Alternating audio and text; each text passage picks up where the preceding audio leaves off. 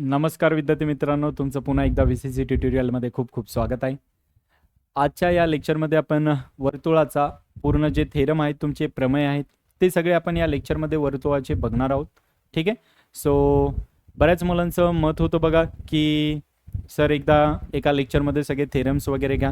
आता ॲक्च्युली तसं बघायला गेलं तर थेरम तर सगळे लिहिणं होणार नाही आहेत, कारण की सर्कलमध्ये वर्तुळामध्ये खूप सारे थेरम आहेत, बरोबर आहे, प्रमेयभूत खूप सारे आहेत. सो त्याला फक्त आपण समजून घेऊया, कसे क्वेश्चन्स आहेत, कसे थेरम्स आहेत, त्याचे मिनिंग काय आहेत, तुम्ही कशा प्रकारे क्वेश्चन्स ते तुम्हाला विचारू शकता सराव संचमध्ये, त्याला तुम्ही कशा प्रकारे सोडवू शकता, म्हणजे फक्त एक रिव्हिजन म्हणून आपण ते सगळे काय करू शकतो, थेरम या लेक्चर्समध्ये आपण घेऊ शकतो.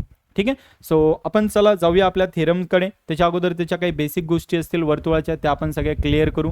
सो याच्यानंतर बघा तुम्हाला एक डिटेल लेक्चर्स पण येतील वर्तुळावर, त्याचे तुम्हाला सगळे सराव संच वगैरे सोडून दिले जातील. त्याचे ज्या बेसिक गोष्टी त्या अजून जास्त डिटेल्समध्ये सांगितल्या जातील. सध्या तुम्हाला फक्त काय, तर सध्या फक्त तुम्हाला जे प्रमेय आहेत ते फक्त मी तुम्हाला एक्सप्लेन करणार आहे. बाकी याच्यामध्ये तुम्हाला कुठलाही सराव संच भेटणार नाही आहे सॉल्व्ह करून. ठीक आहे. त्याच्यासाठी आपल्याला स्पेशल वेगळे लेक्चर्स बनवावे लागतील, तिथे तुम्हाला सगळे सराव संच बघायला भेटतील. ओके. सो चला पहिल्यांदा जाऊया आपण वर्तुळ. तर सगळ्यांना माहिती आहे बघा वर्तुळची कन्सेप्ट वगैरे जी काय असते कशी नाही आहे. ठीक आहे. हा वर्तुळ तर पळून चाललाय आपला, बरोबर की नाही. ठीक आहे. सो वर्तुळाचं सगळ्यांना माहिती आहे बघा, बरोबर आहे. वर्तुळ कसं असतं, त्याच्यामध्ये काय काय असतं बघा. त्याच्यामध्ये त्रिज्या असते, बरोबर आहे, त्यालाच आपण इंग्लिशमध्ये रेडियस म्हणतो, मराठीमध्ये त्रिज्या म्हणतात. व्यास असतो, बरोबर आहे. त्याच्यानंतर त्याच्यामध्ये स्पर्शिका असते. जर वर्तुळाचं एरिया काढायचं असेल, क्षेत्रफळ काढायचं असेल, तर त्याचं सूत्र असतं बघा पाय आर स्क्वेअर. त्याचं जर सर्कम्फरन्स काढायचं असेल तर त्याचं सूत्र असतं बघा 2πr, बरोबर आहे. सो हे तुम्ही 10वी पर्यंत वगैरे 8वी 9वीला कुठेतरी बघितलं असेल. 9वीला पण वर्तुळ आहे बघा, सो 8वीला पण आहे. त्याच्यामध्ये ह्या बेसिक गोष्टी सगळ्या तुम्हाला दिलेल्या आहेत. आता याच्यामध्ये पायची किंमत बघा 22/7 वगैरे असते. पण हा जो सराव संच आहे किंवा हे जो चॅप्टर आहे, या चॅप्टरमध्ये असलं काहीच लागणार नाही तुम्हाला 22/7 वगैरे. हे सगळं तुम्हाला कुठं होतं, 8वी 9वीला होतं. याच्यामध्ये फक्त तुम्हाला वर्तुळाबद्दल सांगितलंय की त्याच्या स्पर्शिका कशाला म्हणतात, ठीक आहे, त्याचा प्रमेय काय, कसं काढलं जातं, काय काय होतं, हे फक्त याच्यामध्ये तुम्हाला सांगितलेलं आहे. तर आपण एक एक गोष्ट समजून घेऊया. पहिल्यांदा घेऊया बघा पहिलं की त्यांनी काय सांगितलं की जर एक तुमच्याकडे पॉईंट असेल, बरोबर आहे, एक बिंदू असेल, तर एका बिंदूमधून तुम्ही किती वर्तुळ काढू शकता. ठीक आहे. तर एका बिंदूत जाणारी असंख्य वर्तुळे असतात. लक्षात ठेवा, तुमच्याकडे एक बिंदू आहे, ठीक आहे, आणि या बिंदूमधून बघा तुम्ही असंख्य वर्तुळे काढू शकता. म्हणजे पहिला जो काढला तो असा काढा, ठीक आहे, दुसरा जो काढला तो असा काढा, बरोबर की नाही, तिसरा जो काढला तो काय करा, असा काढा, त्याच्यानंतर असा काढा. सो या बिंदूमधून जाणारे खूप सारे असंख्य वर्तुळे असतात. सो कधी कधी तुम्हाला पेपरला बोर्डच्या MCQ मध्ये विचारलं जातं, ठीक आहे, की एका बिंदूमधून किती वर्तुळे काढू शकतात. तर एका बिंदूमधून किती वर्तुळे काढता येतात बरं, आपल्याला असंख्य वर्तुळे काढता येतात. दुसरं काय सांगितलं बरं, की दोन भिन्न बिंदूतून जाणारी असंख्य वर्तुळे असतात. म्हणजे जर दोन भिन्न बिंदू असतील, एक इथे आणि एक इथं, तर याच्यामधून पण तुम्ही काय करू शकता, असंख्य वर्तुळे काढू शकता. बघा एक हा काढलाय, एक थोडासा मोठा असा काढलाय, ठीक आहे, त्याला ते वर्तुळावरती ठेवून, कर्कटक वरती ठेवून बघा तुम्ही काढू शकता. सो दोन बिंदूमधून जाणारे असंख्य वर्तुळे असतात. एका बिंदूमधून जाणारा पण काय असतो, असंख्य वर्तुळे असतात. दुसरं काय सांगितलं बघा, की तीन नैक रेषीय. नैक रेषीय म्हणजे काय, ज्या एका रेषेमध्ये नसतात त्याला नैक रेषीय म्हणतात. सो तीन जर एक नैक रेषीय असतील बिंदू, म्हणजे एक इथं एक इथं एक इथं कुठंतरी, तर या तीन बिंदूमधून फक्त तुम्ही एकच वर्तुळ काढू शकता. लक्षात येते का, जर तीन नैक रेषीय बिंदू असतील तर त्याच्यातून जाणारा वर्तुळ फक्त एक असतो. एका बिंदूतून असंख्य असतात, दोन बिंदूतून असंख्य वर्तुळ जातात, पण तीन बिंदू नैक रेषीय, नैक म्हणजे काय, एका रेषेत नाहीयेत, तर त्याच्यातून फक्त तुम्ही एकच वर्तुळ काढू शकता. आता बघा तुम्ही दुसरा नाही काढू शकत, ट्राय करा. बघा आता तुम्ही या दोघांमधून घेतला, बरोबर आहे, पण याच्यातून चाललाय का, नाही. तुम्ही या दोघांमधून घेतला तर याच्यातून चाललाय का, नाही. किंवा तुम्ही या दोघांमधून घेतला तर याच्यातून चाललाय का, नाही. याचा अर्थ तिन्ही बिंदूतून जाणार नाही. तिन्ही बिंदूतून फक्त आणि फक्त एकच वर्तुळ काढता येतं, किंवा एकच वर्तुळ काय होईल, त्याच्यातून जाईल, पास होईल. आता चौथी काय सांगितली बरं, तीन एकरेषीय बिंदूतून जाणारी वर्तुळे किती असतील. आता बघा तीन एकरेषीय म्हणजे काय, जे एकाच रेषेमध्ये असतात त्याला एकरेषीय म्हणतात, जे एका रेषेमध्ये नसतात त्याला नैक रेषीय म्हणतात. मग आता एकाच रेषेतून जाणारी वर्तुळ, तर बघा एकाच रेषेमधून जाणारी एकरेषीय, याच्यातून तुम्हाला वर्तुळच काढता येणार नाही. किती बिंदू पाहिजे पण, तीन. बघा काय सांगितलं, तीन एकरेषीय बिंदूतून जाणारी एकही वर्तुळ नसते. तीन तुमचे बिंदू आहेत बघा, 1 2 आणि 3. याच्यातून एकही वर्तुळ काढता येत नाही. बघा याच्यातून काढला तर या दोघांतून जाईल, याच्यातून जाणार नाही. इथून काढला तर याच्यात राहील, बरोबर आहे, इथून काढला तर याच्यात राहील, किंवा मग असं तुम्ही वेगवेगळं काढलं तरी पण त्या तीन बिंदूतून जाणार नाही. सो कन्सेप्ट काय बघा, की तीन एकरेषीय बिंदूतून जाणारे एकही वर्तुळ नसते. तीन एक रेषीय म्हणजे एका रेषेमध्ये जर 3 बिंदू असतील तर त्याच्यातून आपल्याला एकही वर्तुळ जाणार नाही, कुठल्या तरी 2च बिंदूतून जाईल. लक्षात येतं. सो ही 4 पॉईंट लक्षात ठेवा, कधी पण तुम्हाला MCQ ला बोर्डच्या एक्झामला वगैरे विचारू शकतात. त्याच्यानंतर काय बघा की वृत्तछेदिका आणि स्पर्शिका कशाला म्हणतात. आता वृत्तछेदिका म्हणजे काय, तर वृत्तछेदिका म्हणजे जो तुमचा सर्कल आहे, वर्तुळ आहे, वर्तुळच्या कुठल्याही एका बिंदूला टच करून किंवा स्पर्श करून जर एखादी लाईन जात असेल तर तिला काय म्हणतात, तिला म्हणतात स्पर्शिका. तिला काय म्हणतात बघा, स्पर्शिका. उलट झाले, वृत्तछेदिका आणि स्पर्शिका. ठीक आहे. स्पर्शिका म्हणजे काय बरं, तर एका बिंदूला, वर्तुळाच्या एका बिंदूला, कुठल्या पण एका बिंदूला जर एखादी रेषा स्पर्श करून जात असेल तर तिला म्हणतात स्पर्शिका. स्पर्शिका म्हणजे स्पर्श करणे. लक्षात येते. सो स्पर्शिका म्हणजे काय असतं, स्पर्श करणे. बघा हा सर्कल आहे, वर्तुळ आहे, याच्यातून रेषा कुठं चालली का बरं, नाही, याचा अर्थ ही स्पर्शिका नाहीये. आता बघा इथं वर्तुळ आहे, वर्तुळच्या एका P या बिंदूमधून काय झाली, एक रेषा तुमची चालली, याचा अर्थ ही कोण आहे, स्पर्शिका आहे. बरोबर आहे. आता दुसरं काय सांगितलं त्यांनी, वृत्तछेदिका.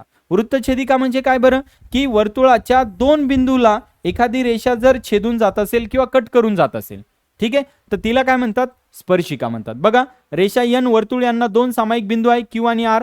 रेषा व वर्तुळ यांना छेदून, ठीक आहे, छेदनबिंदू आहे. म्हणजे याचा अर्थ बघा याच्यातून काय झालं, एक वर्तुळ आहे, याच्यातून किती बिंदूला एक रेषा छेदून चालली बरं, 2 बिंदूला. सो जर 2 बिंदूला एखादी रेषा छेदून जात असेल तर तिला म्हणतात वृत्तछेदिका. आणि जर एका बिंदूला टच करून जात असेल वर्तुळाच्या कुठल्या पण, तर तिला काय म्हणतात, तिला म्हणतात स्पर्शिका. लक्षात ठेवा, स्पर्शिका आणि वृत्तछेदिका. वृत्तछेदिका म्हणजे वर्तुळाच्या कुठून तरी 2 बिंदूला टच करून जाईल, आणि स्पर्शिका काय असते बरं, तर स्पर्शिका म्हणजे फक्त एका बिंदूला टच करून जाईल. त्याला इंग्लिशमध्ये टँजंट म्हणतात.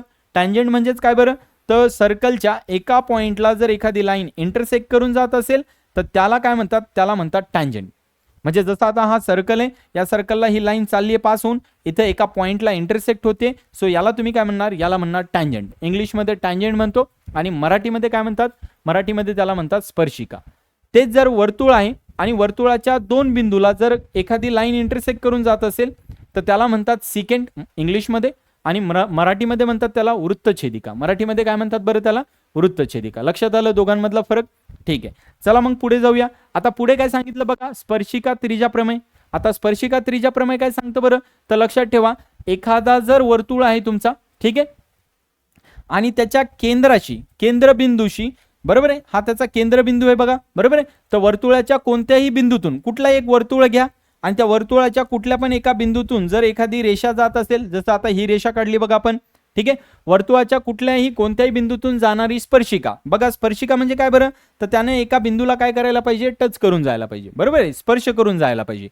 तो बिंदू केंद्राशी जोडणाऱ्या, आता बघा केंद्राशी जोडणाऱ्या, आपण केंद्राला जोडलं, जोडणाऱ्या त्रिज्येला, आता ही काय झाली बरं, त्रिज्या झाली. तुम्हाला माहित असेल बघा की हे वर्तुळ आहे आणि वर्तुळाच्या केंद्रबिंदूपासून कुठे पण एका सर्कलच्या एखाद्या बिंदूवर एखादी रेषा ओढली आपण, तर ही काय असते बरं, त्रिज्या असते. आणि लक्षात ठेवा, त्रिज्या वर्तुळावर सगळीकडे सारखी असते.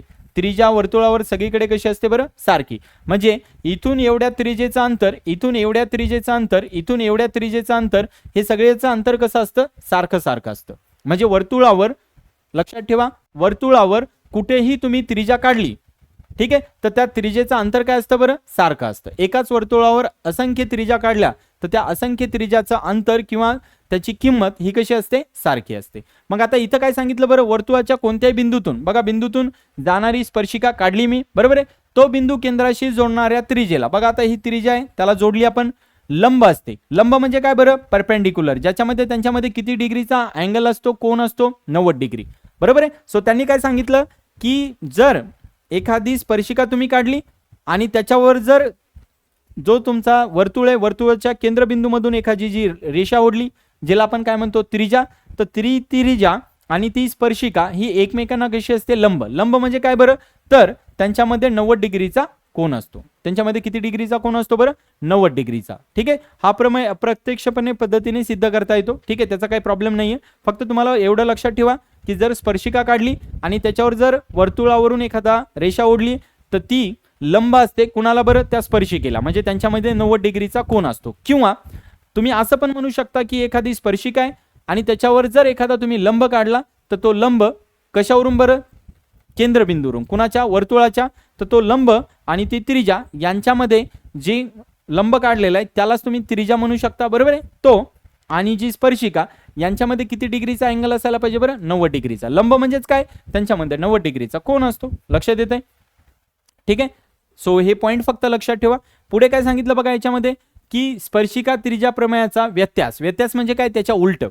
आता काय सांगितलं होतं आपण, की जर स्पर्शिका काढली आणि त्याच्यावर जर त्रिज्या आपण काढली, तर ती त्रिज्या आणि ती स्पर्शिका एकमेकांना कशी असते, लंब असते. आता काय सांगितलं बरं, वर्तुळाच्या त्रिज्येच्या बाह्यकोटातून, म्हणजे हे वर्तुळ आहे त्या त्रिज्येच्या बाह्यकोटातून, बरोबर, सॉरी, वर्तुळाच्या त्रिज्येच्या बाह्यकोट हा त्रिज्या आहे, त्याच्या बाह्यकोटातून जाणारी आणि त्या त्रिज्येला लंब असणारी, बघा या त्रिज्येला ही कशी आहे बरं, लंब आहे, लंब असणारी रेषा त्या वर्तुळाची स्पर्शिका असते. अगोदर तुम्हाला सांगितलं होतं की स्पर्शिका असेल तर ती त्रिज्येला लंब असते. आता काय सांगितलं, जर लंब असेल तर ती काय असते, वर्तुळाची स्पर्शिका असते. लक्षात येते. सो फक्त व्यत्यास म्हणजे काय, त्याच्या उलट.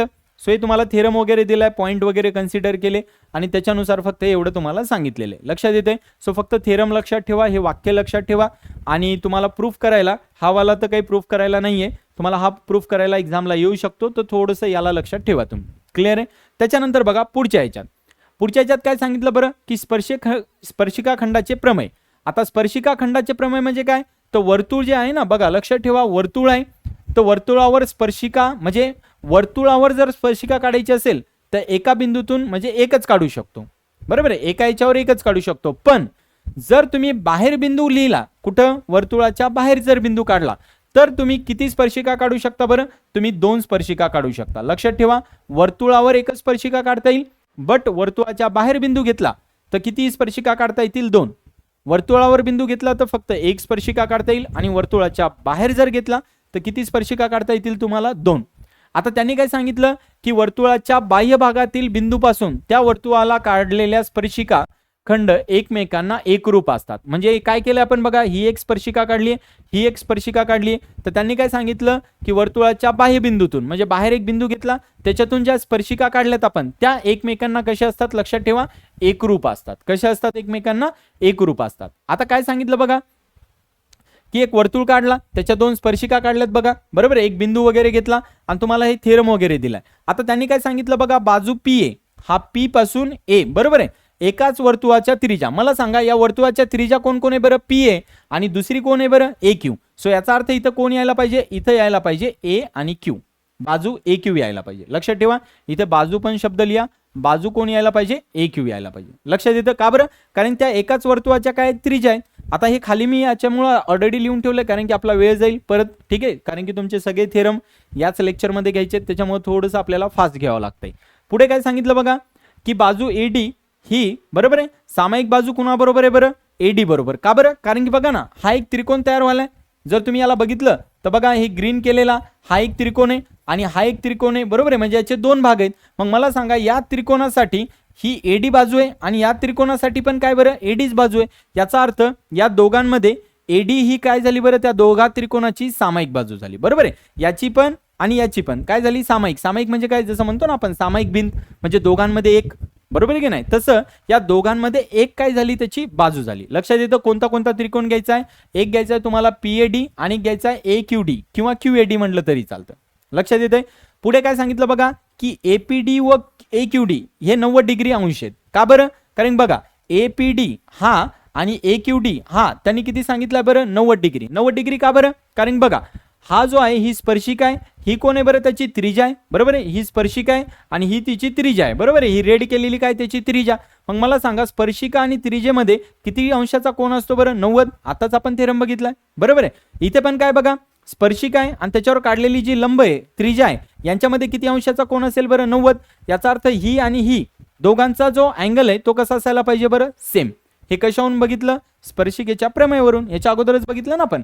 आता पुढे काय सांगितलं बघा, तर पीएडी आणि क्यूएडी, हा जो पीएडी आहे बघा तुमचा, पीएडी आणि हा क्यूएडी, हे 2 त्रिकोण कसे असतील बरं, हे 2 त्रिकोण एकरूप असतील. का बरं, कारण की काय सांगितलं, याचा एक अँगल याचा एक अँगल सेम आहे, याची एक त्रिज्या याची एक त्रिज्या सेम आहे, याचा एक सामायिक बाजू याची पण तीच सामायिक बाजू आहे. याचा अर्थ काय झालं, 2 साइड आणि एक अँगल कसा झाला, सेम झाला, बरोबर आहे. सो त्यांनी काय सांगितलं, की कर्णभुजा कसोटी आपण इथे काय केली, वापरली.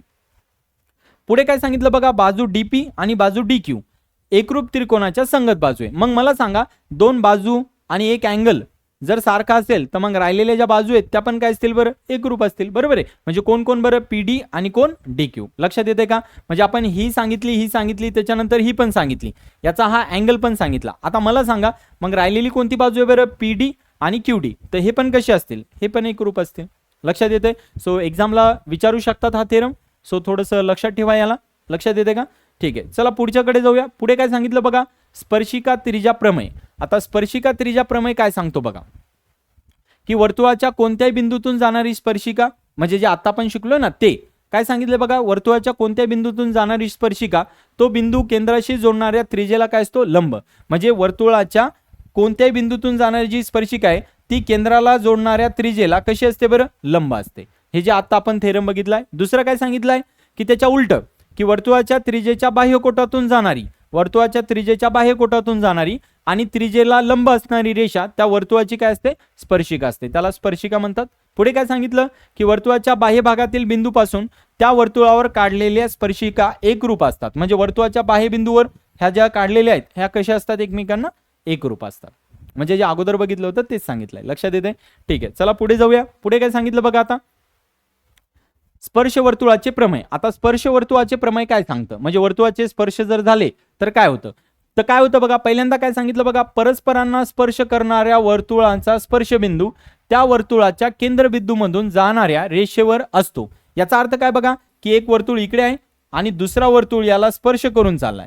तर त्यांनी काय सांगितलं बरं, की परस्परांना स्पर्श करणाऱ्या वर्तुळाचा केंद्रबिंदू, म्हणजे या दोघांना स्पर्श करणारे बिंदू कुठे बरं, वर्तुळाचा स्पर्शबिंदू, हा केंद्र नाही सॉरी, काय सांगितलं बघा, परस्परांना स्पर्श करणाऱ्या वर्तुळांचा स्पर्शबिंदू, म्हणजे यांचा स्पर्शबिंदू कोण झाला बरं, हा त्या वर्तुळाच्या केंद्रबिंदूंना जोडणाऱ्या रेषेवर असतो. मग याचा केंद्रबिंदू आहे, मग या केंद्रबिंदूला जोडणाऱ्या रेषेवर असतो. लक्षात ठेवा, जे दोन सर्कल काढलेत आपण, वर्तुळ काढलेत, इथं जी लाईन स्पर्श व्हायली एकमेकांना, वर्तुळ जिथं स्पर्श व्हायला लागलेत, बरोबर आहे, तर ते स्पर्श होणारा जो बिंदू आहे हा बिंदू या वर्तुळाच्या आणि या वर्तुळाच्या केंद्रबिंदूला जोडणाऱ्या रेषेवर येत असतो. बघा ही जोडणारी रेषा आहे त्याच्यावरच तो बिंदू यायला पाहिजे. लक्षात येतंय. दुसरं काय सांगितलं बघा, की बाह्यस्पर्शी वर्तुळाच्या केंद्रातील अंतर, म्हणजे बाह्यस्पर्श म्हणजे काय, बाहेरून होणारं स्पर्श. बरोबर आहे. सो बाह्यस्पर्शी वर्तुळाच्या केंद्रातील अंतर त्यांच्या त्रिज्येच्या बेरजे एवढं असतं. म्हणजे याची जी त्रिज्या आहे आणि याची जी त्रिज्या आहे यांच्या बेरजे एवढं असतं. म्हणजे जर तुम्हाला विचारलं की या केंद्रबिंदूपासून या केंद्रबिंदूचं अंतर काय आणि ते वर्तुळ जर बाहेरून स्पर्श होत असतील तर तुम्हाला काय करायचं, याचं जे त्रिज्या आहे आणि याची जी त्रिज्या आहे यांची काय करायची बरं, बेरीज करायची. त्यांच्या बेरजे एवढं असतं. लक्षात येतं.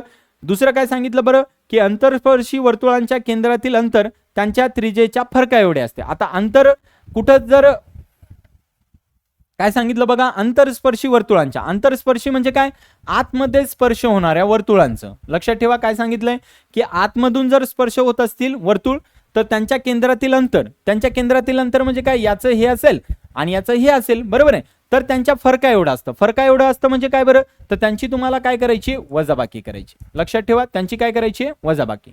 लक्षात येते का काय सांगितलं त्यांनी, की जर अंतस्पर्शी वर्तुळांच्या केंद्रातील अंतर त्यांच्या त्रिज्यातील फरका एवढे असायला पाहिजे. म्हणजे अंतर आतमध्ये इंटरसेक्ट करायला पाहिजे, आतमध्ये स्पर्श करायला पाहिजे.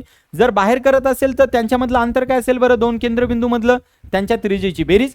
आणि आतमध्ये स्पर्श करत असेल तर काय अंतर असेल बरं, दोन त्रिज्यांचा फरक म्हणजे काय, त्यांची वजाबाकी. आणि लक्षात ठेवा याचं उत्तर तुम्हाला कधी पण काय यायला पाहिजे, धन यायला पाहिजे, म्हणजे पॉझिटिव्ह यायला पाहिजे. लक्षात ठेवा त्याचं उत्तर, त्रिज्या कधी निगेटिव्ह नसते, पॉझिटिव्ह येते. अंतर पण कधी निगेटिव्ह नसतं, अंतर पण कधी पण कसं असतं, पॉझिटिव्ह. सो तुम्हाला उत्तर त्याचं पॉझिटिव्ह यायला पाहिजे. कळालं हे 3 पॉईंट. ठीक आहे. सो याचा सरासरी तुम्हाला सॉल्व्ह करता येईल बघा. याच्या पुढचा जो पण असेल 3.2. त्याच्यानंतर काय दिले बघा, की वर्तुळ कंस. आता वर्तुळ कंस काय सांगतो, की वृत्तछेदिकेमुळे वर्तुळाचे 2 भागात विभाजन होते. त्यापैकी कोणताही एक भाग आणि वृत्तछेदिकाच्या वर्तुळावरील बिंदू यांना मिळून होणाऱ्या आकृतीला वर्तुळ कंस म्हणतात. काय काय सांगितलं कळलं का, वृत्तछेदिकेमुळे वर्तुळाचे किती भाग होतात बरं, 2 भाग होतात. म्हणजे वृत्तछेदिका बघितली आपण, समजा इथून चालली आहे तुमची, ठीक आहे, याचे किती भाग झाले बरं, 2 भाग झाले. आणि 2 भाग जे झालेत त्यांच्या आकृतीला काय म्हणतात बरं, म्हणजे याला तुम्ही काय म्हणू शकता, याला म्हणू शकता तुम्ही वर्तुळ कंस, याला पण काय म्हणू शकता बरं, वर्तुळ कंस. लक्षात येते. आता बघा जो लहान असेल त्याला काय म्हणतात बघा, लघु कंस, आणि जो मोठा असेल त्याला काय म्हणतात बरं, विशाल कंस. लक्षात येतं. स्पर्शिकेमुळे ज्या वर्तुळाचे दोन भाग झाले तर जो लहान असेल त्याला लघु कंस म्हणतात, जो मोठा असेल त्याला विशाल कंस म्हणतात. हे पण लक्षात ठेवा. ठीक आहे. त्याच्यानंतर पुढे काय सांगितलं बघा, की ज्या कोनाचा शिरोबिंदू वर्तुळ केंद्रावर असतो त्या कोनाला केंद्रीय कोन म्हणतात. आता केंद्रीय कोन म्हणजे काय, काय सांगितलं बघा, ज्या कोनाचा शिरोबिंदू म्हणजे कुठला पण एक कोन असेल त्याचा शिरोबिंदू जर वर्तुळ केंद्रावर असेल तर त्याला काय म्हणतात बरं, त्याला म्हणतात केंद्रीय कोन. लक्षात आलं. सो सिंपल आहे. पुढे काय सांगितलं बघा, लघु कंसाचे माप त्याच्या संगत केंद्रीय कोनाच्या मापा एवढे असते. म्हणजे आता तुम्हाला कधी कधी काय करतात बघा, की वाटल्यास आपण इथेच दाखवूया. ठीक आहे. कधी कधी काय करतात तुम्हाला, की तुम्हाला सांगतात की याचं माप काढा. ठीक आहे. तुम्हाला विशाल कंस देतात तर तुम्हाला काय करायचं बरं, 360 मधून जर तुम्ही विशाल कंस वजा केला, कोणता विशाल कंस, तर तुम्हाला काय भेटतो बरं, तुम्हाला भेटतो लघु कंस. तुम्हाला काय भेटतो, लघु कंस. लक्षात येतं. आणि जर विशाल कंस पाहिजे असेल तर काय करायचं बरं, विशाल कंस पाहिजे असेल तर 360 मधून लघु कंसला काय करायचं, वजा करायचं. लक्षात येतंय. इथं तेच सांगितलंय बघा, काय की 360 मधून जर लघु कंसाला वजा केलं तर तुम्हाला विशाल कंस भेटतो आणि 360 मधून विशाल कंसाला माप वजा केलं तर तुम्हाला कोण भेटतो बरं, लघु कंस भेटतो. लक्षात येतंय. इथं कुठंतरी असेल बघा, हा इथं लिहिलेलं आहे ते. विशाल कंस काढायचं असेल तर 360 मधून लघु कंसाला माप वजा करा आणि लघु कंस काढायचा असेल तर 360 मधून विशाल कंसाला काय करा, वजा करा.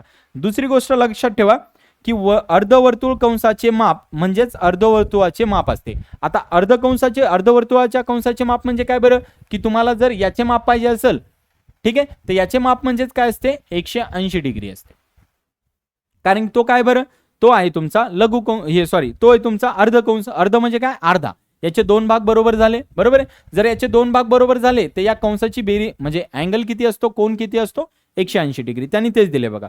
अर्धवर्तुळ कंसाचे माप म्हणजेच अर्धवर्तुळाचे माप 180 डिग्री असते आणि पूर्ण वर्तुळाचे किती माप असते बरं, 360. म्हणजे पूर्ण वर्तुळ जे आहे त्या वर्तुळाचा पूर्ण कोन किती डिग्रीचा असतो किंवा माप किती असतं बरं, त्याचं 360 असतं. लक्षात येते.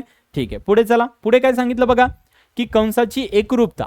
ठीक आहे. आता कंसाची एकरूपता कशी असते, काय सांगितलं बघा, जेव्हा दोन प्रतलीय आकृत्या एकमेकांशी तंतोतंत जुळतात तेव्हा त्या आकृत्या एकमेकांशी एकरूप असतात असं आपण म्हणतो. बरोबर आहे. म्हणजे दोन आकृत्या एकमेकांना तंतोतंत जुळल्या तर आपण त्याला काय म्हणतो बरं, एकरूप म्हणतो. मग तसं कंस एकरूप असतात का, तर ते तसं नसतं, आपल्याला ते बघावं लागेल. त्यांनी तेच सांगितलं. असे म्हणतात एकरूपतेच्या संकल्पनेच्या आधारे समान मापाचे कोन एकरूप असतात. समान मापाचे कोन पण एकरूप असतात. बरोबर आहे. त्याचप्रमाणे दोन कंसाचे माप समान असतील का, हे आपल्याला याच्यामध्ये डिस्कस करायचंय. लक्षात ठेवायचंय. दोन आकृत्या जर सारख्या असतील, एकमेकांशी तंतोतंत जुळल्या तर आपण त्याला म्हणतो एकरूप. पण कंसमध्ये तसं नसतं. ठीक आहे. कंसाची एकरूपताची कसोटी वेगळी आहे. काय बरं, तर दोन कंसाच्या त्रिज्या आणि त्यांची मापे समान असतात तेव्हा ते दोन कंस परस्परांशी एकरूप असतात. कधी बरं, जर त्या दोन कंसाच्या त्रिज्या कशा असतील, समान, आणि त्यांची मापे पण कशी असतील बरं, समान. याचा अर्थ वर्तुळामध्ये काय बरं, त्या दोन त्रिज्यांची मापे पण समान असायला पाहिजे. दोन त्रिज्या, कंसाच्या त्रिज्या आणि त्यांचे मापे जर हे समान असतील तरच तुम्ही त्याला काय म्हणू शकता, कंसाची एकरूपता म्हणू शकता. लक्षात ठेवा. त्याचा इथे थेरम पण दिलेला आहे तुम्हाला बघा, तुम्ही बघितला असेल. ठीक आहे. सो त्यांनी हेच सांगितलं की एकाच वर्तुळाच्या किंवा एकरूप वर्तुळाच्या एकरूप कंसाच्या संगत जीवा एकरूप असतात का सांगायचे. आपल्याला त्यांच्या ज्या जीवा आहेत त्या एकरूप असतात का आपल्याला फक्त सांगायचे. लक्षात येते. मग त्यांनी तेच घेतलंय बघा. इथं पण दोन त्रिकोण घेतले, एक एबीसी आणि एक कोणता घेतलाय बघा, बीडी. बरोबर आहे. आता त्यांनी काय सांगितलं, बाजू एबी. बाजू एबी बरोबर कोण घेतलं बरं, डीबी. बघा, बाजू एबी बरोबर कोण घेतलंय बरं, इथं तुम्हाला बाजू डीबी घेतलाय. बरोबर आहे. आता मला सांगा याची आणि याची त्रिज्या कशी आहे, सेम. मग एकाच वर्तुळाच्या त्रिज्या लिहिता येतील. बरोबर आहे. आता मला सांगा त्यांनी दुसरं कोण घेतलंय बरं, दुसरं घेतलंय बीसी आणि कोण घेतलंय बी. बघा, इथं कोण यायला पाहिजे, बीसी, आणि इथं कोण यायला पाहिजे बरं, बी. मग यात पण कशा आहे बरं, एकाच वर्तुळाच्या त्रिज्या, म्हणजे वर्तुळ एकच आहे, याच्यावर त्रिज्या किती काढा ना, त्रिज्या कशा असतात बरं, सगळ्यांच्या सारख्या. सो एकाच वर्तुळाच्या त्रिज्या आहेत. म्हणजे याचा अर्थ काय झालं बरं, यांच्या दोन बाजू कशा झाल्या, सारख्या सारख्या. म्हणजे याचा अर्थ यांचे जे अँगल आहेत, अँगल कोण बरं, हे बघा एबीसी, आणि दुसरा कोण आहे बरं, डीबी. तर हे अँगल पण काय बरं, एकरूप कंसाच्या व्याख्यानुसार ते पण कसे सारखे. आणि दुसरी गोष्ट काय झाली बरं, तर याचे दोन बाजू आणि त्याचा एक अँगल कसा झाला बरं, सारखा. याचा अर्थ काय वापरता येईल बरं, बाकोबा. बाकोबा मीन्स काय, बाजू कोण बाजू. सो एकरूपतेच्या बाकोबाची कसोटी आपण इथे वापरू शकतो. मग जर मला सांगा याच्या अँगल पण सेम आहे, बरोबर आहे, याच्या साईड पण कशा आहेत बरं, ह्या सेम आहेत. याचा अर्थ आपण काय म्हणू शकतो, इथं बाकोबाची कसोटी वापरून हे दोन त्रिकोण एकमेकांना एकरूप हे दाखवू शकतो. आणि जर दोन त्रिकोण एकमेकांना एकरूप असतील तर त्याची राहिलेली जी बाजू आहे ती पण कशी असायला पाहिजे बरं, एकरूप असायला पाहिजे. आणि यालाच काय म्हणतो आपण, यालाच म्हणतो आपण जीवा. बरोबर आहे, जी तुमची AC ही जीवा आहे आणि डी ही जीवा आहे. लक्षात येते का, काल सगळ्यांना क्लिअर आहे कसं आहे, एकदम सिंपल कन्सेप्ट आहे. लक्षात ठेवा की जर त्यांच्या काय सांगितलं बघा, एकाच वर्तुळाच्या एकरूप कंसाच्या संगत जीवा, म्हणजे एकरूप कंस आहे, जर हे कंस एकरूप असतील तर त्यांच्या संगत ज्या जीवा आहेत बघा, हा जो कंस आहे याच्या ह्या ज्या जीवा आहे ही आणि ही जीवा या वर्तुळाच्या कंसाच्या संगत जीवा एकरूप असतात. कधी, जर हे कंस कंसाच्या म्हणजे दोन वर्तुळाचे कंस जे दिलेत, ठीक आहे, एका वर्तुळाचे जे दोन कंस दिले ते जर एकमेकांना एकरूप असतील तर त्यांच्या लगतच्या ज्या संगतच्या ज्या जीवा असतात त्या सुद्धा कशा असतात बरं, एकरूप असतात. आता याला प्रूफ करायचं म्हटलं तर परत वेळ जाईल आपल्याला. ठीक आहे, सो आपण वाटलंच तर याला प्रूफ करणार नाही, कारण की ते ऑलरेडी तुम्हाला वेळ होऊन जाईल सगळे थेरम तुम्हाला सांगायचे म्हटल्यावर. आता पुढे काय सांगितलं बघा, याच्या पुढच्या याच्यामध्ये याच्या उलट सांगितलंय. तिथं काय सांगितलं होतं बरं, की दोन कंस म्हणजे दोन कंस आहेत, ठीक आहे, तर दोन कंस जे आहेत ते जर एकरूप असतील तर त्यांच्या जीवा एकरूप असतात. आता इथं त्याच्या उलट सांगितलंय काय बरं, की एकरूप जर दोन जीवा असतील तर त्यांच्या लगतचे कंस कसे असतील बरं, एकरूप. बघा किती इंटरेस्टिंग गोष्ट आहे. अगोदर काय सांगितलं होतं की जर दोन कंस एकरूप असतील तर त्यांच्या लगतच्या जीवा एकरूप असतात. आता त्यांनी सांगितलं की जर दोन जीवा एकरूप असतील तर त्यांच्या लगतचे कंस कसे असतात, एकरूप असतात. सो हे त्याचा काय झाला बरं, थोडक्यात त्याचा उलटावाला थेरम झाला. फक्त एवढंच आहे. क्लिअर आहे, ठीक आहे. याच्यात काही लिहायची गरज नाही, फक्त लक्षात ठेवायचं हे MCQ एक्झाम्पल सोडवायला तुम्हाला काम आले. आता मेन पॉईंट आहे बघा, अंतर्लिखित कोन. आता इन्स्क्राइब्ड अँगल म्हणतात त्यालाच. आता अंतर्लिखित कोन काय सांगतो बघा, सगळ्यात सोपं, हा जो कोन आहे अंतर्लिखित म्हणजे काय, आतमध्ये इंटरसेक्ट करायला पाहिजे, इन्स्क्राइब करायला पाहिजे. हा जो कोन आहे हा नेहमी या कंसाच्या कसा असतो बघा, हाफ असतो. लक्षात ठेवायचं, हा जो कंस आहे या कंसाच्या हा कोन कसा असतो, नेहमी हाफ असतो. सो तुम्हाला याचा थेरम इथे दिलेला आहे बघा. काय सांगितलंय की अंतर्लिखित कोनाचे प्रमेय काय सांगतात बघा, की जर केंद्र O असलेल्या वर्तुळात अँगल ABC हा कंस BAC मध्ये अंतर्लिखित केला, त्या कोनामुळे कंस BDC, कोणता कंस तयार झाला बघा, BDC या अंतरखंडित झाला, तर हा जो कंस आहे बघा कोणता सांगितलाय, BAC म्हणजे कोणता बघा, हा BAC हा अर्धा असतो कुणाच्या बरं, या कंसाच्या, BDC या कंसाच्या कसा असतो, अर्धा असतो. लक्षात ठेवा, अंतरखंडित जो कंस असतो, ठीक आहे, किंवा कोन असतो अंतरखंडित कोन, हा त्याच्या समोरचा जो कंस आहे त्या कंसाच्या अर्धा असतो. म्हणजे जर हा 50 असेल तर हा 25 असेल, हा 200 असेल तर हा 100 असेल, हा 150 असेल तर हा त्याच्या अर्धा असेल. लक्षात येते. सो तुम्हाला फक्त एवढं लक्षात ठेवायचं की अंतरखंडित जो कोन आहे हा त्याच्या समोरच्या अपोजिट बाजूचा जो कंस आहे त्या कंसाच्या कसा असतो, अर्धा असतो. आणि लक्षात ठेवा हा थेरम तुम्हाला विचारू शकतात. या थेरम बद्दल थोडंसं तुम्हाला ऑलरेडी बुकमध्ये वगैरे दिलेलं आहे, तुम्ही बघू शकता काय काय दिलंय. त्याची डायग्राम मी इथं काढली बघा साईडला, आणि तुमच्या पुस्तकातल्या. आता ॲक्च्युली काय मी टाईप याच्यामुळे नाही केलं, कारण बऱ्याच वेळेस मराठीचे फॉन्ट येईना झालेत. बरोबर आहे, आपण एक्झाम्पल वेगळं टाईप करायलो आणि मराठीचे फॉन्ट नंतर ज्यावेळेस आपण PPTला याला कन्वर्ट करतो त्यावेळेस इथं फॉन्ट वेगळे येतात. मग त्याच्यामुळे काय होतं, बरेच मुलं मग प्रॉब्लेम व्हायला लागलाय. जसं मग लगेच कुणीतरी कमेंट करतं, सांगतं की नाही सर तिथं प्रश्न असा असा होता. आता ते प्रश्न ऑटोमॅटिकली चेंज झाला, त्याच्यामुळे आपण त्याला काही करू शकत नाही. ठीक आहे, त्याच्यामुळे मी काय केलं, आता डायरेक्ट त्याच्या स्क्रीन काढलंय, स्क्रीनशॉट, आणि तेच तुम्हाला दाखवले. म्हणजे तुम्हाला डायरेक्ट ॲज पुस्तक जसं आहे मराठीचं तसंच, कारण की हे टाईप करणं, त्यातल्या त्यात मॅथ टाईप करणं म्हणजे ही खूप हेटिक गोष्ट आहे. ऑटोमॅटिकली मॅथ टाईप करून देत नाही. तुम्ही AI जरी विचारलं तर AI सुद्धा व्यवस्थित टाईप करून देत नाही आहे. त्याच्यामुळं हे सगळं आपल्याला स्वतःला टाईप करावं लागतं, तिथं वेळ भरपूर जातो आणि एवढा वेळ आपल्याकडे नाही आहे. त्याच्यामुळे मी त्याची फक्त स्क्रीनशॉट काढली आणि इथे प्रूफ वगैरे तुम्हाला सांगितलंय, त्यांनी काय प्रूफ करून दिलं ते लक्षात येते. सो त्यांनी अगोदर लक्षात ठेवा, हा फक्त एवढा जो थेरम आहे एवढा फक्त त्यांनी प्रूफ केला. हा जो एवढा आहे ना, एवढाच AE बघा, सो तेवढा थेरम प्रूफ केला. आणि मग नंतर हा थेरम पण, म्हणजे ही जी साईड आहे ही साईड पण किती आहे तेवढीच आहे, तर त्यांनी त्याला फक्त डबल केलं, त्याची बेरीज केली, आणि नंतर असं लक्षात आलं की हा जो अँगल आहे या कंस आहे, हा या कंसाच्या अर्धा हा वाला अँगल असतो. ठीक आहे, सो त्यांनी शेवटी हेच सिद्ध करून दाखवले. क्लिअर आहे सगळ्यांना, कळलं? ठीक आहे, चला मग पुढे जाऊया. पुढे काय सांगितलं बघा, की अंतर्लिखित कोनाच्या प्रमेयाची, ठीक आहे, उपप्रमेय काय असतात. आता ही खूप इंटरेस्टिंग गोष्ट आहे बघा, याच्यावर पण MCQ आहेत, तर लक्षात ठेवा. आता हा जो कोन आहे तुमचा बघा, हा जो कोन आहे कोणता बरं, PQ आणि R.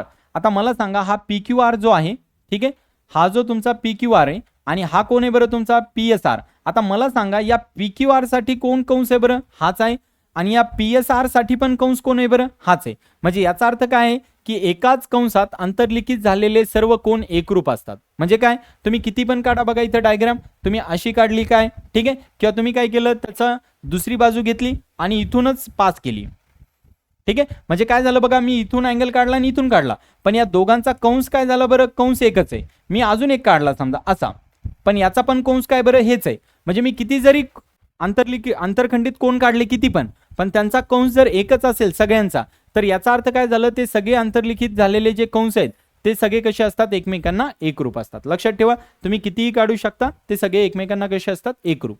आणि ज्यावेळेस तुम्ही जो अंतर्लिखित केलेला जो कोण आहे हा जर तुमचा अर्धवर्तुळामधून जात असेल, अर्धवर्तुळ म्हणजे कळतं ना, जो वर्तुळाचा अर्धा भाग आहे ज्याला आपण डायमीटर म्हणतो, बरोबर, तो जो आहे त्याच्यामधून जर तुमचा कोण जात असेल तर तो कोण जो आहे, म्हणजे हा जो कोण आहे हा काटकोन त्रिकोण असतो. हा कोण असतो, हा काटकोन असतो. लक्षात ठेवा, लक्षात येते का, हा काटकोन असतो. कोणता असतो, हा काटकोन. का बरं, कारण की हा जो आहे हा तुमचा किती आहे बरं, 180 डिग्री. मग हा किती असायला पाहिजे बरं, 60. लक्षात येते, हा कोण असायला पाहिजे तुमचा, 60 असायला पाहिजे. हा 180 का बरं, कारण की अर्धवर्तुळ आहे आणि याच्या अर्धा जो आहे तो आतमधला कोण असतो, हे आपण अगोदरच बघितलेलं आहे. क्लिअर आहे, ठीक आहे. पुढे जाऊया आपण. आता इथे दिले बघा चक्रीय चौकोन, त्याला म्हणतात इंग्लिशमध्ये सायक्लिक क्वाड्रिलॅटरल. काय सांगितलं बघा याच्यामध्ये की चक्रीय चौकोनाचे सम्मुख कोन परस्परांना पूरक कोन असतात. म्हणजे चक्रीय चौकोन जे आहेत यांचे परस्पराचे जे, म्हणजे परस्पर म्हणजे काय, जे त्याच्या समजा समोरचे वगैरे आहेत ते, ठीक आहे. चक्रीय चौकोनाचे सम्मुख कोन परस्परांना कसे असतात, पूरक कोन असतात. एकमेकांना कसे असतात, ते पूरक कोन असतात. आपल्याला हेच काय करायचं, इथं सिद्ध करायचं. पूरक कोन म्हणजे काय, त्यांची बेरीज किती असते बरं, 180.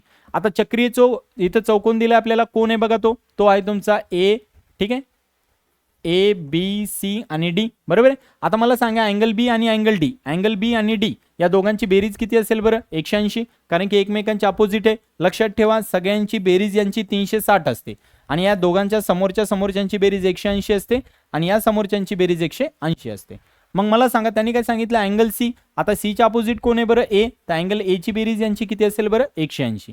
इथं काय सांगितलं बरं की एडीसी हा हाफ आहे. कुणाच्या बरं, बघा हा ए, हा डी आणि हा सी. बघा हा एडीसी हा हाफ सांगितलाय, कुणाच्या असेल बरं, या आर्कच्या.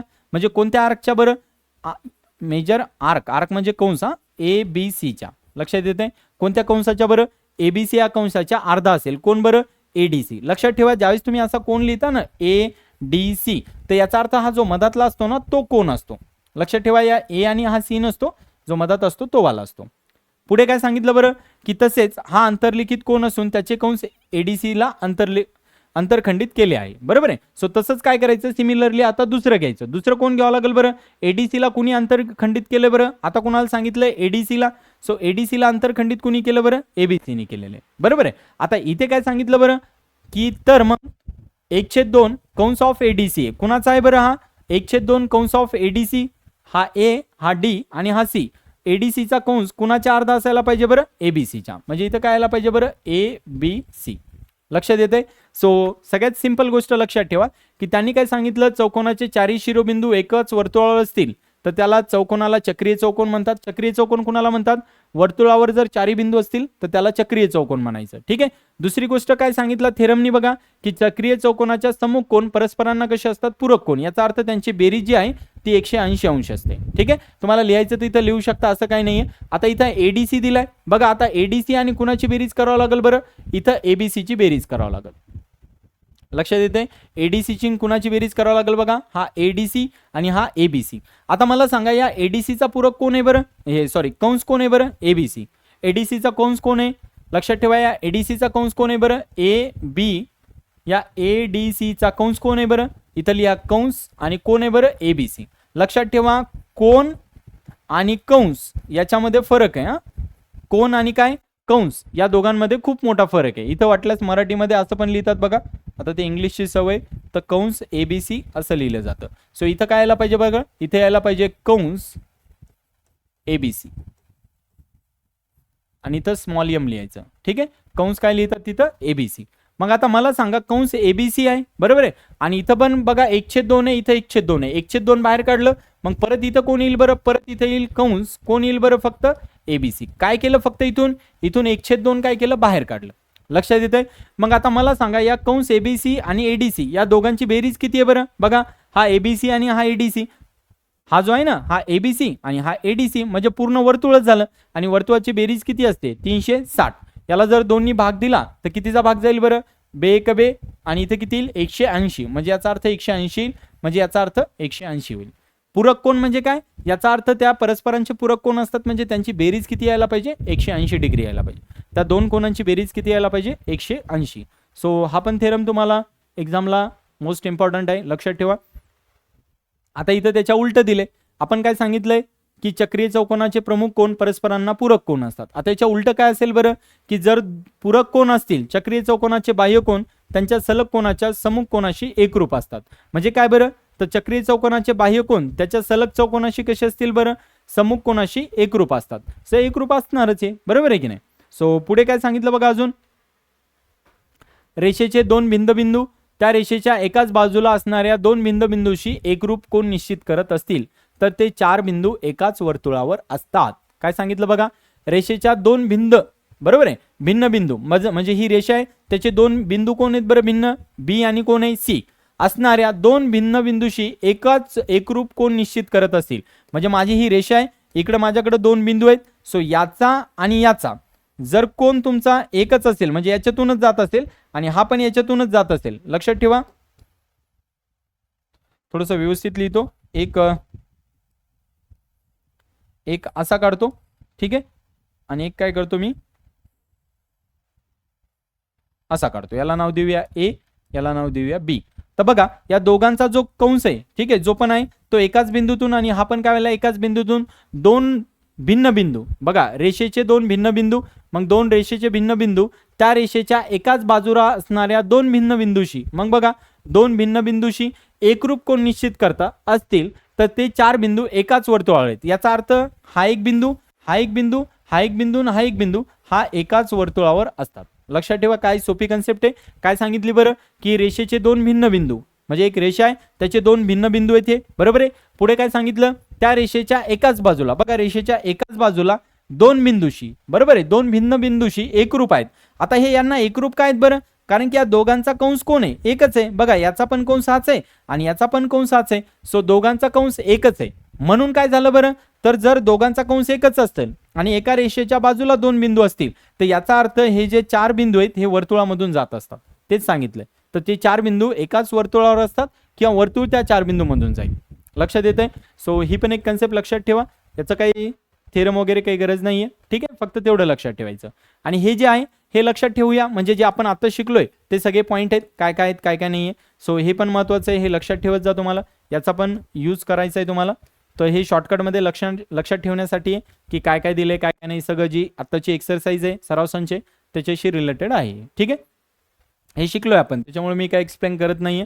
पुढे काय सांगितलं बघा, की स्पर्शिका छेदिका कोणाचे प्रमेय. आता स्पर्शिका छेदिका कोणाचे प्रमेय काय सांगतं बघा, ही स्पर्शिका आहे, बरोबर आहे, आणि दुसरं काय दिले बरं त्याला छेदिका. छेदिका म्हणजे काय, वर्तुळाच्या दोन बिंदूमधून काय व्हायला पाहिजे, एखादी रेषा पास व्हायला पाहिजे.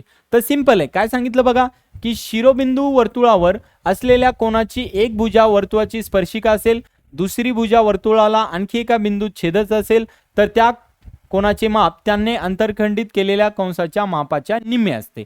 याचा अर्थ काय झाला, याचा अर्थ असा झाला बघा, की हा जो कंस आहे तुमचा कोणता बघा, हा जो आहे ADB, ठीक आहे, याने अंतरखंडित केलेल्या कंसाच्या म्हणजे याच्या हा कसा असेल बरं, अर्धा असेल. आता मला सांगा ही लाईन बरोबर कशामधून चालली बरं, ही लाईन बरोबर कशामधून चालली आहे, सेंटर पॉईंट मधून चालली आहे. याचा अर्थ हे कंस किती डिग्रीचा झाला बरं, 180 डिग्रीचा.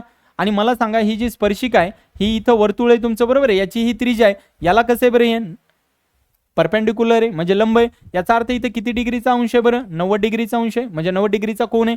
म्हणजे याचा अर्थ याच्या ही कशी झाली, अर्धी झाली.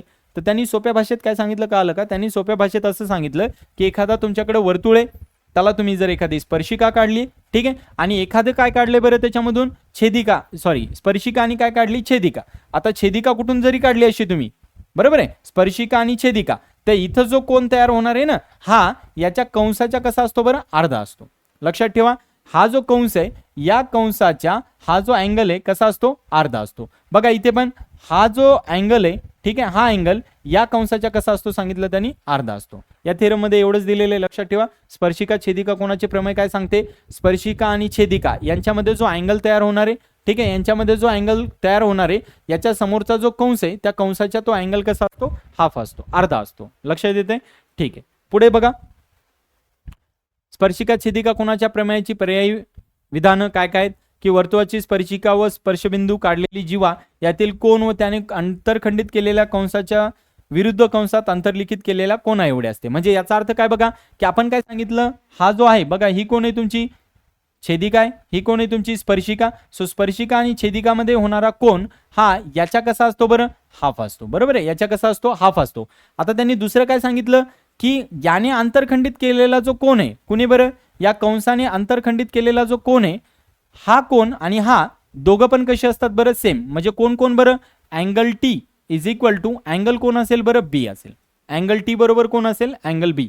तर बघा तेच दिलं इथं, अँगल बी दिलाय आणि इथं कोण दिलाय बरं, अँगल टी. लक्षात येते का, हे तर आहेच काय बरं, स्पर्शिका आणि छेदिका यांच्यामध्ये जो कोन तयार होतो तो याच्या समोरचा जो कंस आहे त्याच्या अर्धा असतो, हे तर फिक्स आहे.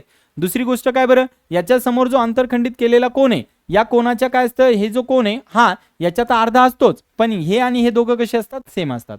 म्हणजे कोण बरं, इथला कंस आणि इथला कोन आणि इथला कोन हे दोघं कसे असतात, सारखे असतात. लक्षात येते. सो आपण थेरम वगैरे लिहित नाही, लक्षात ठेवा. मी फक्त तुम्हाला एक्सप्लेनेशन करतोय, कारण की थेरम लिहायचं म्हटल्यावर आपल्याला भरपूर वेळ लागेल, ठीक आहे. आणि त्याच्यासाठी मग परत तुमचा तेवढा पेशन्स वगैरे पाहिजे, तेवढा वेळ थांबण्याचा. आणि परत तुम्ही म्हणता मग स्लो चाललंय, त्याच्यामुळे आपल्याला फक्त एक्सप्लेनेशन्स करावे लागतील. याच्यात काय सांगितलं बरं, स्पर्शिका छेदिका कोणाच्या प्रमेयाचा व्यत्यास. म्हणजे व्यत्यास म्हणजे काय, त्याच्या उलट फक्त, की जर हा समजा कोण करत असेल तर त्याच्या हा कसा असायला पाहिजे बरं, डबल असायला पाहिजे. ठीक आहे. सो त्याची काही एवढी गरज नाहीये तुम्हाला. मेन हा पॉईंट आहे बघा, जीवांच्या अंतरछेदनाचे प्रमेय. आता जीवा आहेत हे वर्तुळाला एकमेकांना कुठं छेदायला लागले बरं, आतमध्ये. आतमध्ये म्हणून त्याला काय नाव दिले त्यांनी, अंतरछेदन. ठीक आहे, अंतर म्हणजे आतमध्ये, आतमध्ये छेद व्हायला लागलेत. मग जर हे आतमध्ये एकमेकांना छेदत असतील तर याचं सूत्र काय, तर सगळ्यात सोपं आहे. याचं जे सूत्र आहे तुम्हाला काय वापरायचं बघा, याच्या ज्या जीवाचे दोन भाग आहेत यांचा गुणाकार, म्हणजे कुणाचा बरं, एईचा आणि कुणाचा बरं, ईबीचा गुणाकार. लक्षात ठेवा, एईचा आणि ईबीचा गुणाकार हा दुसऱ्या जीवाच्या दोन भागात गुणलेल्या, ठीक आहे, गुणाकार एवढा असतो. लक्षात येते. म्हणजे काय झालं बरं, की तुमचा याचा आणि याचा इथून इथपर्यंतचा जो गुणाकार येणार आहे तो इथून इथपर्यंतच्या गुणाकारा एवढा असतो. आता पेपरला काय करतात, तुम्हाला हे देतात, हे देतात, बरोबर आहे, हे देतात, हे देतात, हे देतात, हे काढायला सांगतात, किंवा हे देतात, हे काढायला सांगतात. म्हणजे तीन गोष्टी दिल्या जातात त्याच्यामधल्या कुठल्या पण, आणि एक गोष्ट तुम्हाला काढायला लावतात. लक्षात ठेवा. पण तुम्ही ओळखणार कसं, की जर वर्तुळ आहे आणि वर्तुळाच्या आतमध्ये जर एकमेकांना काय होत असतील, जीवा छेदत असतील, इंटरसेक्ट करत असतील, तर हे सूत्र वापरायचं. लक्षात ठेवा. हे सूत्र कधी वापरायचं, जर आतमध्ये काय होत असेल, वर्तुळाच्या आतमध्ये जीवा एकमेकांना छेदत असतील तर हे सूत्र वापरायचं. कसं, जिथं छेदतात त्याचे दोन भाग झाले तर त्या दोन भागाचा गुणाकार बरोबर उरलेली जी जीवा आहे त्याचे जे दोन भाग झाले त्यांच्या एवढा असतो. लक्षात आलं. हे इथं तुम्हाला दिलेलं आहे बघा, त्यांनी त्याचा थेरम वगैरे त्याचं सिद्धता वगैरे करून दिलेली. आणि हेच वाक्य दिले काय, एकाच वर्तुळाच्या दोन जीवा जेव्हा वर्तुळाच्या अंतर्भागात छेदतात, बघा आतमध्ये छेदलं, तेव्हा एका जीवेच्या झालेल्या दोन भागाच्या लांबीचा गुणाकार, एका जीवेचे किती भाग झाले बरं, दोन भाग झाले, त्यांच्या लांबीचा गुणाकार हा दुसऱ्या जीवेच्या दोन भागाच्या लांबीच्या गुणाकारा एवढा असतो.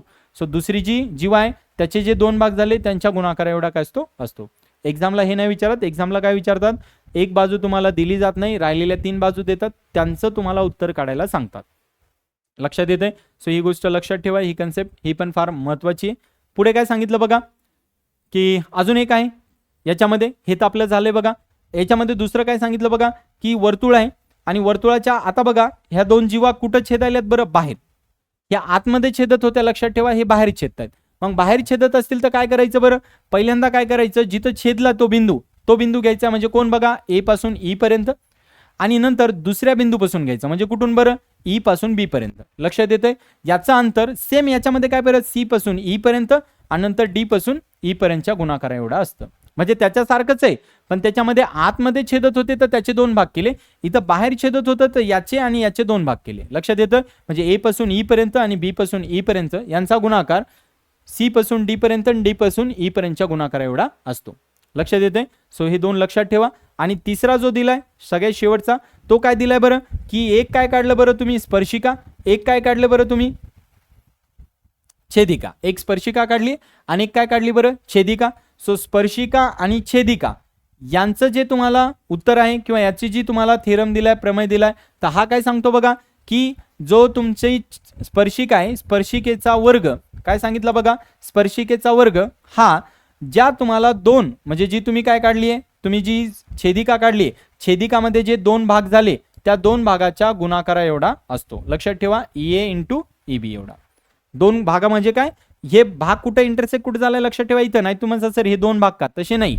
जिथं इंटरसेक्ट होतात, जिथं छेदतात तिथले दोन भाग म्हणजे कुठले बरं, EA पासून EB पर्यंत. बघा, EA पासून EB पर्यंत हे कुणा एवढा असतं, EA पासून EB पर्यंत हा कुणा एवढा असतो बरं, त्याच्या स्पर्शिकेच्या वर्गा एवढा असतो, लांबीच्या वर्गा एवढा. लक्षात ठेवा, याच्यावर पण तुम्हाला क्वेश्चन आहेत. आता तुम्ही ओळखणार कसे, तर तुमचं पुस्तक काढा, त्या पुस्तकामध्ये बघा सराव संच तुम्हाला शेवटचा दिलेला आहे. त्याच्यामध्ये जर अशा प्रकारचे डायग्राम असेल आतमध्ये छेदणारे, तर तुम्ही हे सूत्र वापरा. जर तुम्हाला बाहेर छेदणारे दिलेले असतील जीवा, तर तुम्ही हे सूत्र वापरा. आणि जर तुम्हाला एक जीवा दिली असेल आणि एक स्पर्शिका दिली असेल आणि ते बाहेर छेदत असतील इथे, तर तुम्ही हे वालं सूत्र वापरायचे. लक्षात येते, हे तीन सूत्र कुठं वापरायचे, कसे वापरायचे. सो अशा प्रकारे तुमचा हा थेरम होता. सगळे थेरम तुम्हाला मी थोड्या गोष्टींनी एक्सप्लेन केले. ठीक आहे, सगळे डिटेलमध्ये आपण गेलो नाही, बट आपण वरतून फक्त एक्सप्लेन केले. कारण की असंच बघा ना, किती मिनिटाचं लेक्चर झाले. सो टाइम पिरियड खूप जास्त वाढतोय आणि बऱ्याच मुलांचं म्हणणं होतं, त्याच्यामुळे हा म्हणजे आपण थेरम घेतलाय. अदरवाईज आपल्याला दुसरे पण लेक्चर्स चालू आहेत, ते आपल्याला अगोदर कंप्लीट करणं आहे. ठीक आहे, सो त्याच्यामुळे बघून घ्या. काही डाऊट वगैरे असतील, शंका असतील तर तुम्ही विचारू शकता. ठीक आहे, आपण त्याला दुरुस्त करण्याचा प्रयत्न करू किंवा त्या परत तुम्हाला सांगण्याचा प्रयत्न करू. ठीक आहे, आणि भेटूया बाकी पुढच्या लेक्चरमध्ये एक नवीन चॅप्टर घेऊन. तोपर्यंत धन्यवाद. Thank you so much. थँक्यू.